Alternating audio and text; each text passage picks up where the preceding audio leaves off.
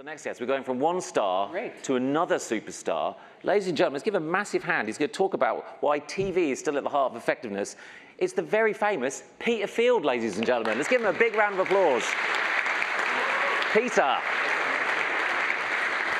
How are you doing? Hi, Justin. Hi, mate. Very good, thanks. How many selfies have you done out there? I mean, it's getting embarrassing. It's getting embarrassing. I'll do one with you later. I'm going to have some cosmetic surgery. Yeah.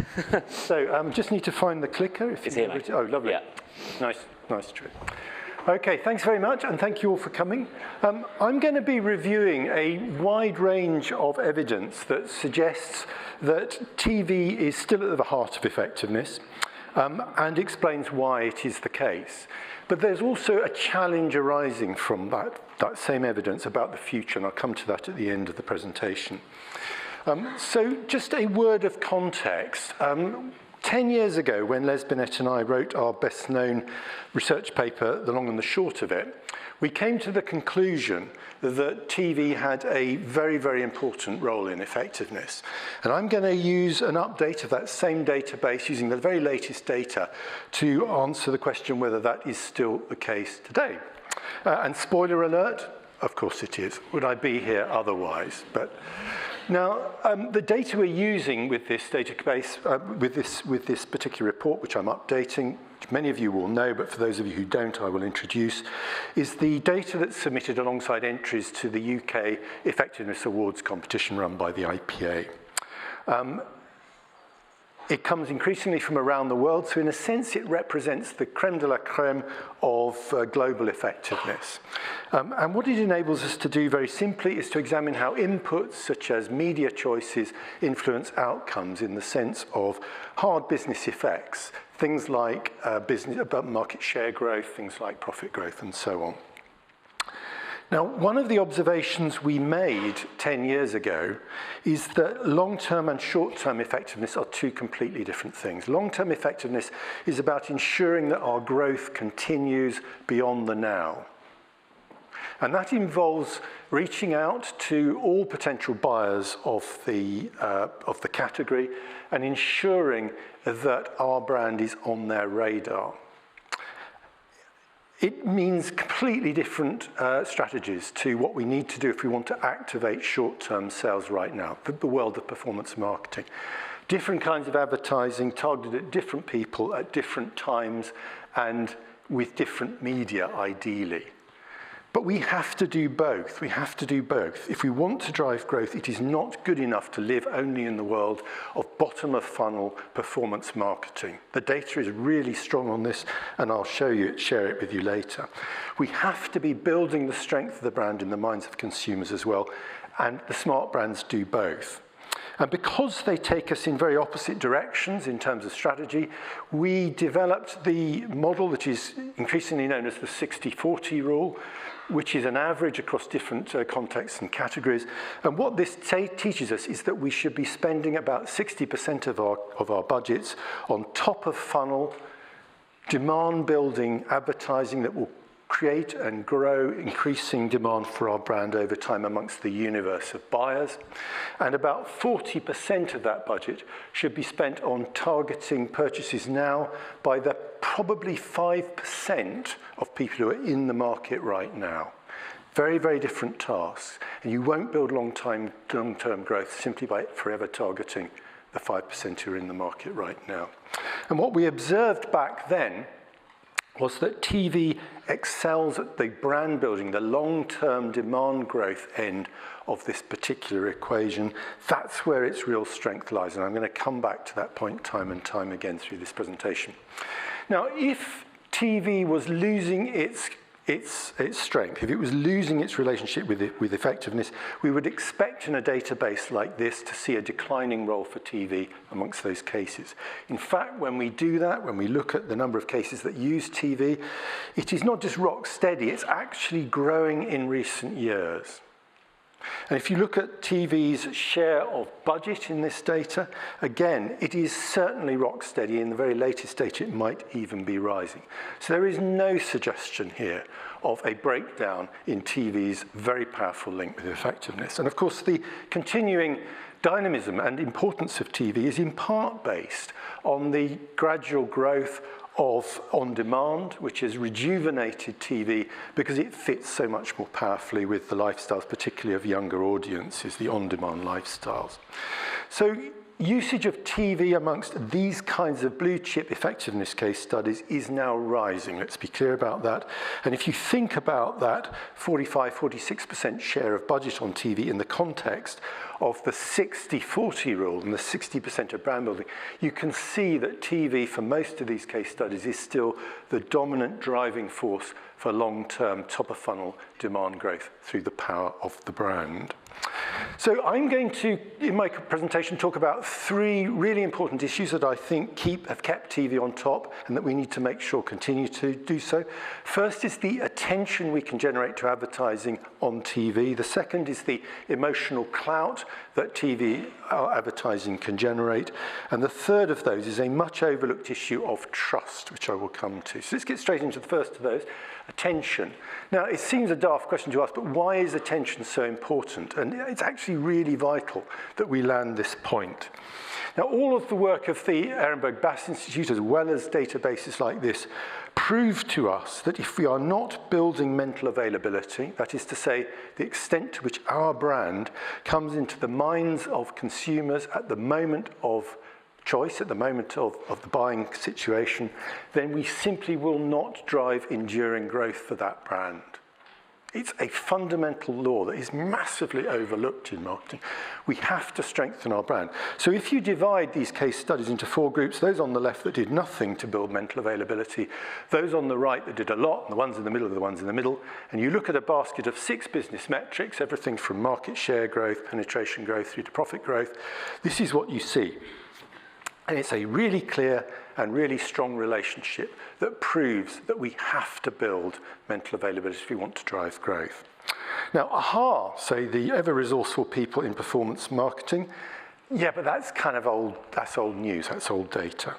We've got very sophisticated in performance marketing. We don't need mental availability in order to drive growth. Now, we now know that is, of course, complete rubbish. We have the confessions of companies like Adidas to teach us where it gets you if you go down the performance marketing rabbit hole too far. You end up with no growth.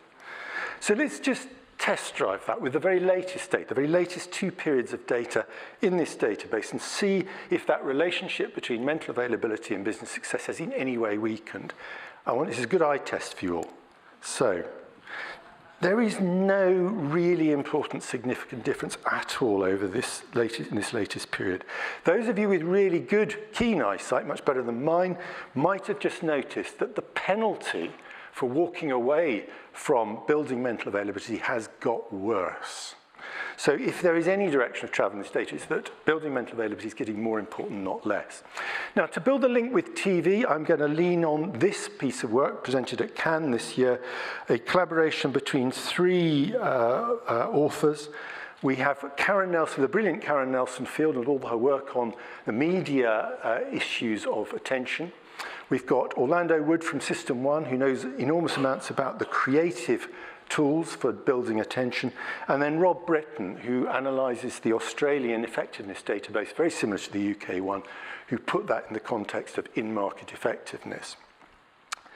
And let's just take a step back first to some of Karen's earlier work a couple of years ago, when she demonstrated perhaps one of the most important things here, which is that if we want to build mental availability, and we must, then video advertising needs at least 2.5 seconds of attention before we begin to lay down those kinds of long-term memories that will drive enduring growth for our brands.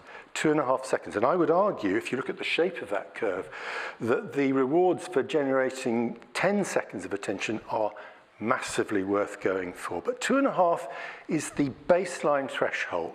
Doesn't sound like a big ask, but last year at Cannes, she dropped this bombshell chart. And I should say, she can't make this event this year, so she's very kindly let me use all her charts, and I'm a terrible thief. So she dropped this bombshell last year at Cannes, in which she identified that in a vast study of over 130,000 online ad views, some social, some not social, of over 1,100 brands, 85% of them failed to meet the 2.5 second threshold. 85% of those ad exposures were functionally incapable of building mental availability and therefore driving long-term growth. And of the 15% who did make the threshold, a tiny handful achieved what I would regard as a more healthy level of about 10 seconds or more. So it turns out, now that we have the data from companies like Karen Nelson's company, Amplified Intelligence, and Lumen in the UK, we now know that building brands, driving long-term demand growth on digital platforms is a lot more difficult than we used to think and that we were told. And the reason, as she explains, is that many digital platforms are very cluttered, very distracting, and very scrollable environments in which, if we're interested in catching up with our friends or our finances, we're simply not going to give any attention to advertising. And so we see decay curves rather like this on those kinds of platforms. It may start out looking quite healthy, but very rapidly, within a few seconds, we're down into low single-digit percentages of active attention. So the number of consumers that we can actually build mental availability with a platform like that is tiny. Absolutely tiny, because almost everyone has zoned out long before these memory structures are laid in to drive long-term growth. If we are talking about slow decay platforms, and of course we now know from her work and others that TV is one of these, radio in an audio sense is as well. Non-skippable online video ads also have this kind of pattern. We may start out perhaps with slightly lower levels of attention, but what we start out with is more or less what we end up with. So we have a kind of known property here. We can build mental availability amongst a large number of viewers on these kinds of platforms because a lot of them are seeing the ads right through from beginning to end, and that makes a huge difference. She's also introduced us to what I think is a very helpful construct of attention elasticity, which is to say that not all platforms have the same kind of range of attention. So if you compare platform D on the left there with platform A, that's a good way of illustrating it. Platform D gets about 1 second on average of attention. And if we have very, very good ads and we operate at the top of that range, we might just get 2 seconds of attention. Platform D is functionally incapable of driving long-term growth. It might be fine for performance marketing, use it for that, part of the 40%. You are never going to drive long-term growth on that platform. Contrast that with platform A, which gets at about 5.5 seconds of attention on average, but with a really good ad, we might stretch that to 9 seconds. I can build long-term growth on that platform. It's a platform we can build long-term business on. It's worth a lot more to a marketer and should be charged much more than platform D. Now, Karen is understandably sometimes quite coy about naming names when we do this, so I'll come back to naming them in just a sec.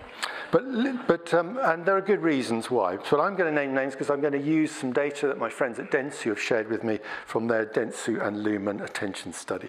But before we do that, let me just work this through using Rob Britton's Effie's data to how this actually plays out in in-market effectiveness. So what he did was, with his case studies, he divided them into two groups, those that lent more into high attention platforms and those that lent more into low attention platforms.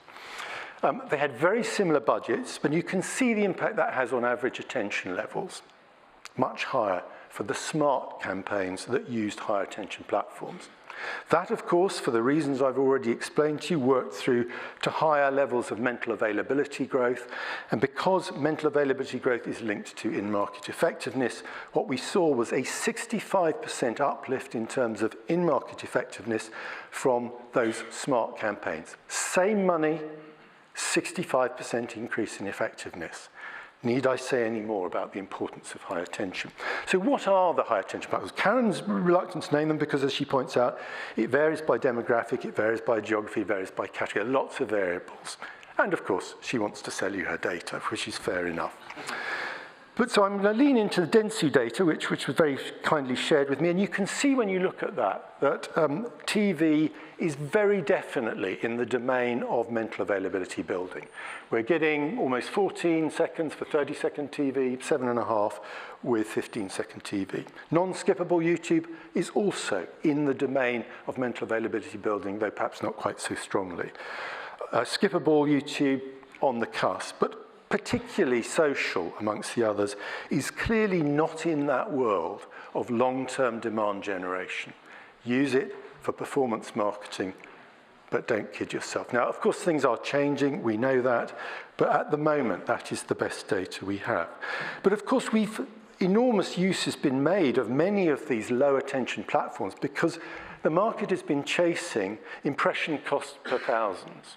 And when you look at that kind of data, what it suggests to us is that TV and particularly cinema are very expensive choices to make, that YouTube is rather less so, and that social is really very, very cheap.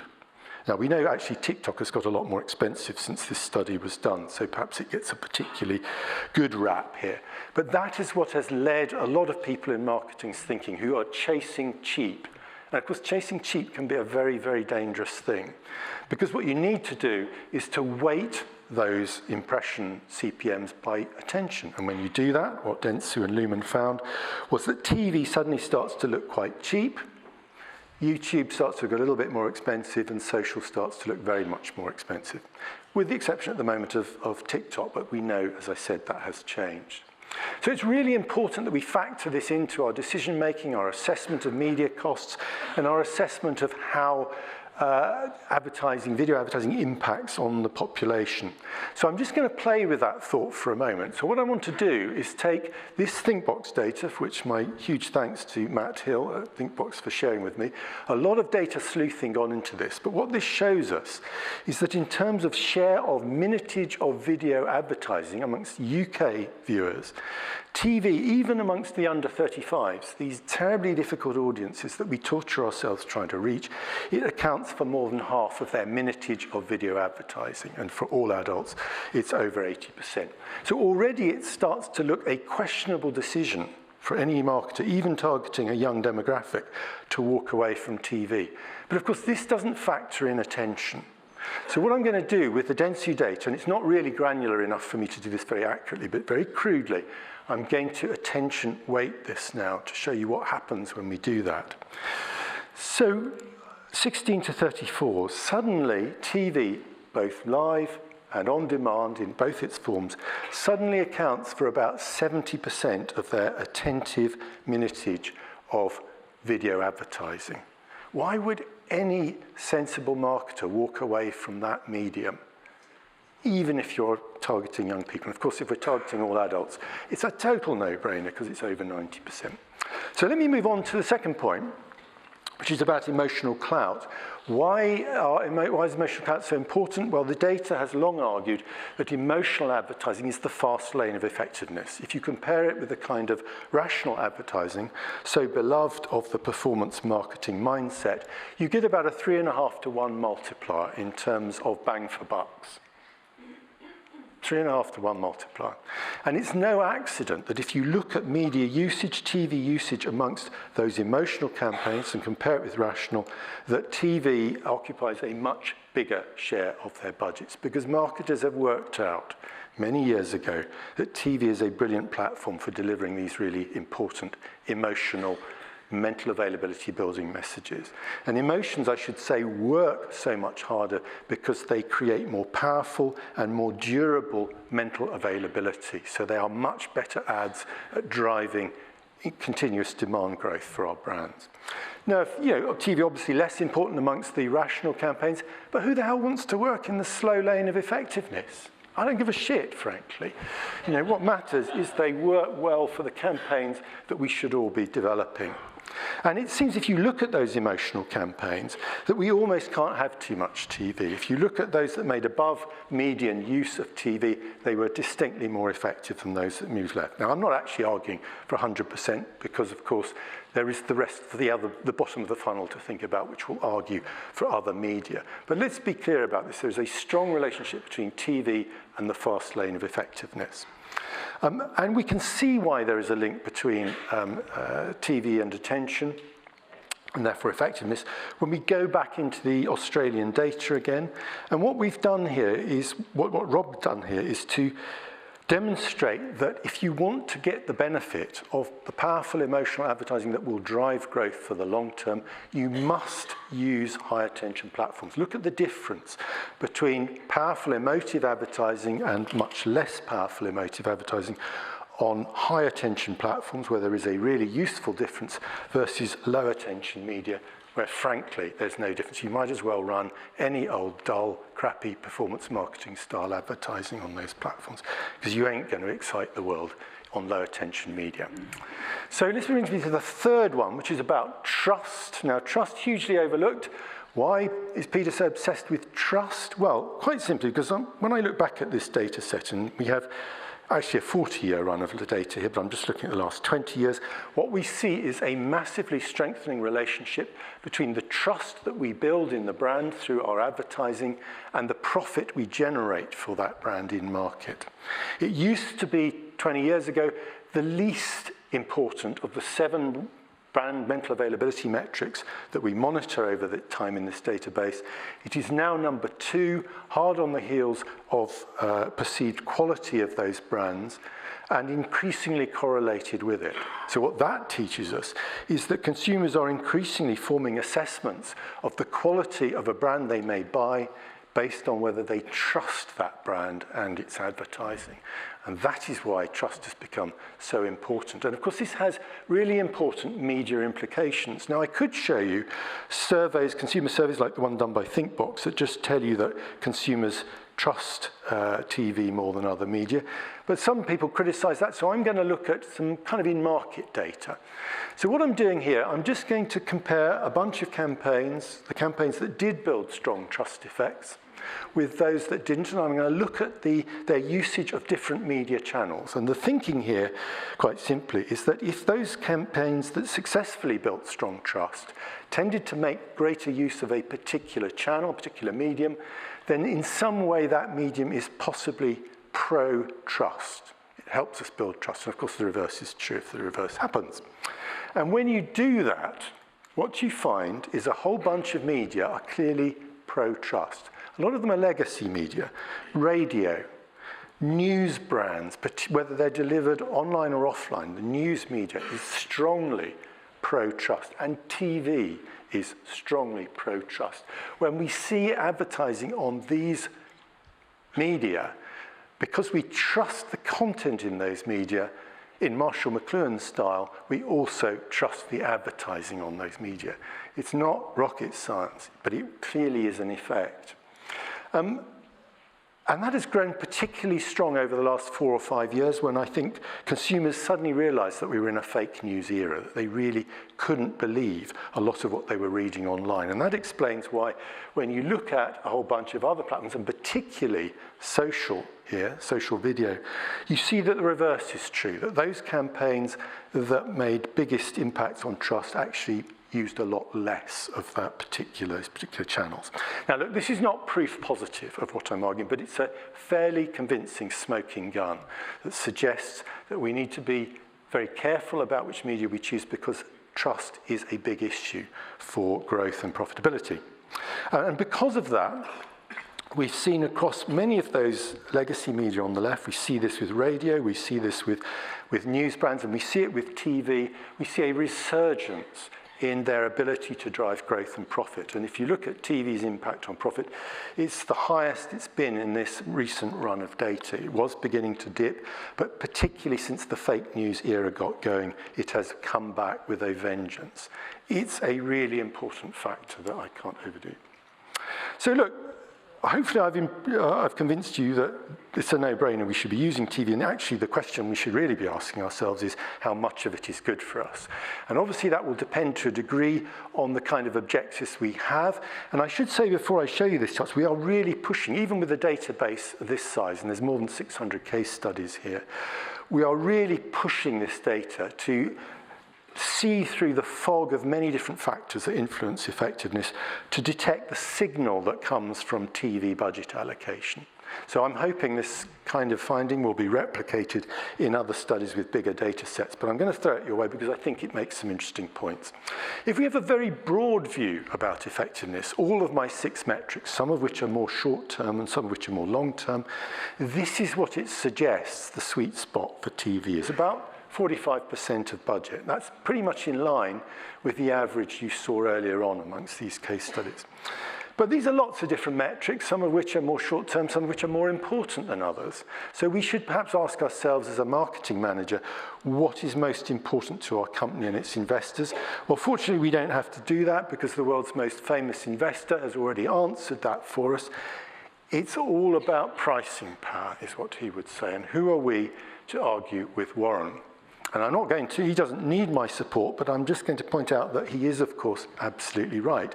If we divide our 650 case studies into 4 groups, those on the left that neither drove market share nor pricing power very strongly. Next column is those that just had a market share effect. Next one, pricing power, and then those that do both. You see a very simple pattern, and it absolutely proves the point that pricing power is actually the most powerful driver of profit growth for businesses and why it's smart for him to look for it. But the really smart brands, really smart businesses out there try and create incremental volume at incremental margin. And believe you me, that is the best way to get the CFO off your back. Very, very important issue for most of us. Why am I talking about pricing power? Because again, if we peer through the fog in this data, it argues for a much greater use of TV, perhaps something approaching even 80%. And we've known for many years that TV has a very powerful impact on price elasticity, very powerful price elasticity effect. I mean, you see that here. Now, of course, this isn't going to be relevant to all brands. It may not be, pricing may not be a huge issue for you, but if you're either trying to defend or grow your pricing power in a market, you just might want to lean even more heavily into TV than if your objectives are simply growth. Now, that I think explains as well, then if you take just a pure profit point of view as our objective, then again, we see a sweet spot that is decidedly in favour of more TV, perhaps around 50%. And that is more than these case studies on average gave, which again suggests that we are already too disinvested in TV and we should be putting some more money into it than is typically the case. Okay, so I just want to wrap with the challenge that I outlined earlier on.